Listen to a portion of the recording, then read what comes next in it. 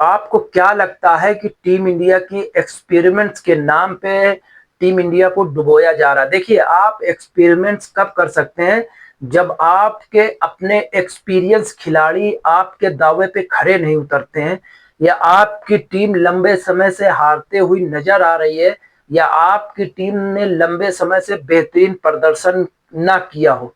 लेकिन उसके विपरीत जो टीम इंडिया की पूरी स्क्वाड थी, आप चाहे ओडीआई की ले लीजिए और चाहे आप टेस्ट की ले लीजिए, ब्रिलियंट जबरदस्त प्रदर्शन था, विदाउट जब तक गौतम गंभीर साहब कोच नहीं बने थे।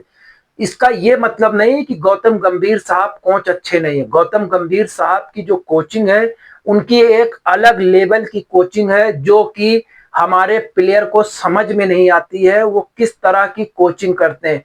जो इस पूरा अगर आप इस साल का देख लीजिए, टीम इंडिया लगातार टेस्ट मैच हारती हुई नजर आ रही है। तो कहीं ना कहीं अब जो मेन कोच है, खास करके टेस्ट के लिए, कहीं ना कहीं कोच बदलने की अटकलें तेजी से आ गई हैं। आप अगर कोचिंग में देखिए, बीवीएल लक्ष्मण साहब का अगर आप टेस्ट में रिकॉर्ड देख लीजिए, उनके रन जबरदस्त हैं और उन्होंने अपनी बड़ी बड़ी सेंचुरियां लगाई हैं। बड़ी सेंचुरी का अगर आप मतलब जानना चाहें तो +150, और उसके बाद जो दोहरा शतक मारा है उन्होंने 281। यानी कि अगर आप उनका टेस्ट करियर उठा के देखें, बीवीएल लक्ष्मण साहब का ब्रिलियंट है टेस्ट मैच का करियर। और अगर आप दूसरी जगह राहुल द्रविड़ साहब का करियर देखें, बतौर कोच, जो उन्होंने टीम इंडिया को पिछले 3 साल लंबे समय से उन्होंने कोचिंग करते हुए टीम इंडिया को आसमानों तक पहुंचाया है। उनकी कोचिंग में टीम इंडिया महज 6 टेस्ट मैच हारी थी और 21 टेस्ट मैच खेली थी, जिसमें 13 जीती थी और 2 ड्रॉ कराया।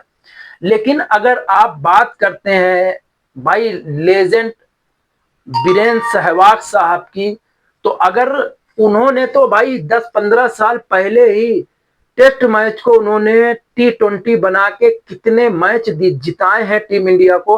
अगर जिसको याद होगा, ऑस्ट्रेलिया दौरा, जिसमें ऑस्ट्रेलिया के विरुद्ध टीम इंडिया ने फॉलो ऑन खेलने के बावजूद उसमें हराया था। उस मैच में जो वीरेंद्र सहवाग साहब का प्रदर्शन था, नाकाबिले तारीफ था। यानी कि आप उसकी कोई तारीफ नहीं कर सकते हैं, जिस तरह से उसमें उन्होंने बैटिंग करी थी। महज 12 से 14 ओवर में टेस्ट में 100 रन बनाना एक रिकॉर्ड है।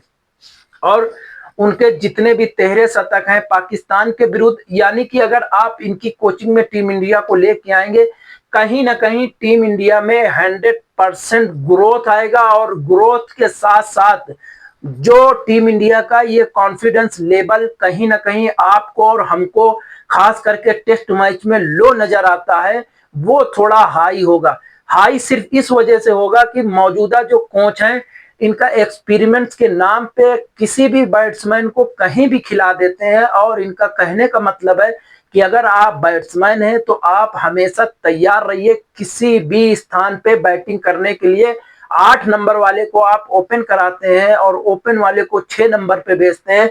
इस तरह की मेरे हिसाब से तो कोचिंग नहीं होती। कोचिंग का एक जो मूल रूप जो होता है, उसका जो चेहरा होता है कोचिंग का, कोच की जरूरत आपको जब अहम होती है, अहम से जब होती है जब आपकी टीम ज्यादा खराब कर रही है, तब कोच को बदलाव करने की आवश्यकता होती है। ना कि लगातार आपकी टीम बेहतर कर रही है उसके बावजूद अगर आप बदलाव करते हैं, तो अब आप इस बात को समझिए कि आप टीम को बेहतर नहीं कर रहे हैं, आप टीम को खराब कर रहे हैं। जो हालिया कोच गौतम गंभीर साहब ने टीम इंडिया के साथ किया है, क्योंकि आपको मालूम है टीम इंडिया लगातार साउथ अफ्रीका से हारी है, और उसके बाद इंडिया में आके न्यूजीलैंड तकरीबन अरसे साल के बाद टीम इंडिया को क्लीन स्वीप करके गई है। ये साउथ अफ्रीका भी क्लीन स्वीप करके गई है।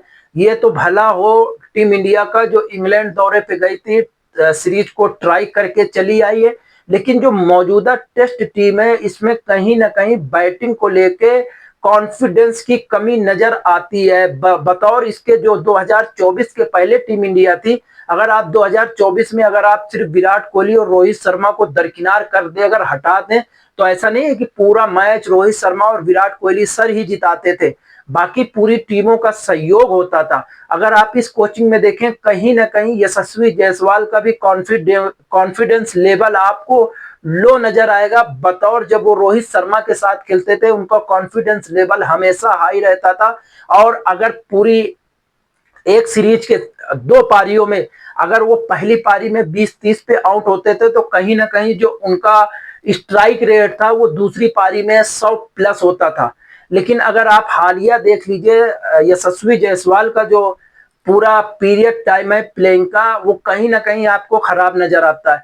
और उसी के विपरीत आप केएल राहुल का देख लीजिए, सेम सेम केएल राहुल के साथ भी यही हो रहा। केएल राहुल का जो शेड्यूल, जो रिकॉर्ड था पूरी सीरीज में, अगर 2 या 3 मैचों की सीरीज है तो उनके 3 मैचों की सीरीज में कम से कम 2 शतक आते थे और कम से कम 1 से 2 अर्धशतक आते थे। यानी 6 पारियों में वो कुल मिला के कहीं ना कहीं आपको 250 से 300 रन बनाते दिखाई देते थे। लेकिन इस कोचिंग में इनका भी कॉन्फिडेंस लेवल कम नजर आता है बैटिंग लाइनअप से। और अगर आप रविंद्र जडेजा सर की कॉन्फिडेंस लेवल देखेंगे बैटिंग का, कहीं ना कहीं उनके प्रदर्शन में भी कमी आई है बतौर गेंद और बल्ले दोनों से। इस बात को हम स्पेशली बोल रहे हैं। और ये रोहित शर्मा के जो कैप्टनसी में था और जो लास्ट हमारे रवि शास्त्री साहब कोच थे, उनके में ये लोगों की कॉन्फिडेंस लेवल हाई होता था। तो जो ये कॉन्फिडेंस टीम इंडिया का गया है, इसमें कहीं ना कहीं अहम जो भूमिका है वो हमारे कोच साहब की होगी। और लेकिन अब देखिए कोच कौन बदलता है कौन नहीं बदलता है। देखिए मेरा जो ओपिनियन है, कोच तो नहीं बदलेगा हालिया हालात देखते हुए।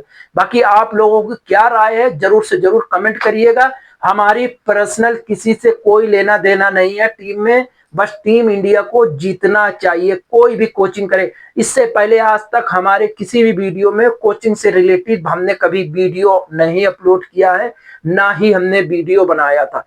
लेकिन जो हालिया कोचिंग है उस पर सवाल उठता है, आपको भी उठाना चाहिए। कमेंट जरूर से जरूर करिएगा। जो भी मेरा वीडियो लास्ट तक देखे, एक लाइक और सब्सक्राइब करिएगा। जय हिंद, जय भारत।